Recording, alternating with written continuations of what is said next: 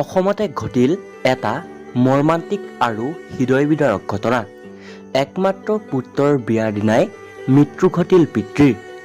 ঘটনা অনুসৰি নগাঁও জিলাৰ বটদ্ৰৱাৰ সৰুসিছা গাঁৱৰ নৱজ্যোতি খাটনিয়াৰৰ যোৱা মঙলবাৰে আছিল বিয়াখন। পৰিয়ালৰ সকলো সদস্যই বিয়াৰ আয়োজনত ব্যস্ত থকাৰ সময়তে ঘটিল এই অঘটনটো। বিয়াৰ উখল মাখল পৰিৱেশৰ মাজতেই হঠাৎ ঢলি পৰিছিল দৰাৰ পিতৃ উমা খাটনিয়াৰ আৰু লগে লগে বিয়াঘৰত হাহাকাৰ সৃষ্টি হয়। একাংশ আত্মীয় স্বজন আৰু পৰিয়ালৰ লোকে উমা খাটনিয়াৰক তাৎক্ষণিকভাৱে চিকিৎসাৰ বাবে নগাঁৱলৈ লৈ যোৱা হয় যদিও চিকিৎসালয়লৈ গৈ পোৱাৰ পূৰ্বেই মৃত্যুক সাৱটি লয় দৰাৰ পিতৃগৰাকীয়ে। জানিব পৰা মতে উচ্চ ৰক্তচাপজনিত ৰোগত আক্ৰান্ত হৈ দৰাৰ পিতৃগৰাকীৰ এনেদৰে আকস্মিকভাৱে মৃত্যু ঘটে আৰু শেষত তেখেতৰ বীৰে আত্মাৰ চিৰশান্তি কামনা কৰিলোঁ।